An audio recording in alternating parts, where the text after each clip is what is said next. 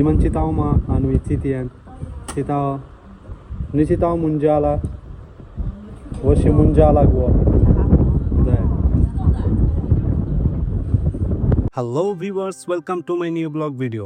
আজ আমি এবং পাকিস্তানি এক বড় ভাইয়ের সাথে চলে এসেছি গঞ্জি মন্দির পরিদর্শন করতে। তো আমি আজকের এই ভিডিওতে আপনাদেরকে দেখাবো আনহুই প্রদেশের উহু শহরে অবস্থিত গভীর ঐতিহাসিক এবং সাংস্কৃতিক শিকড় সহ একটি বিখ্যাত বৌদ্ধ মন্দির।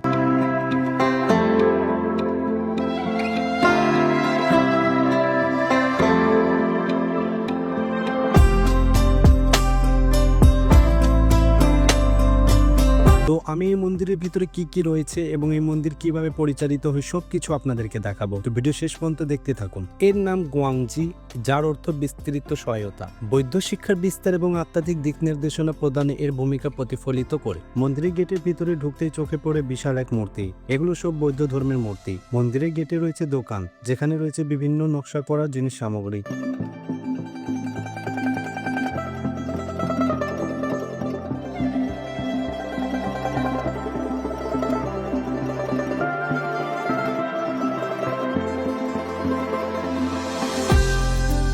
তারপর আমরা টিকিট নিয়ে ঢুকে পড়লাম মন্দিরে। মন্দিরে প্রবেশ করতে চোখে পড়ে খোদাই করা কিছু নকশা।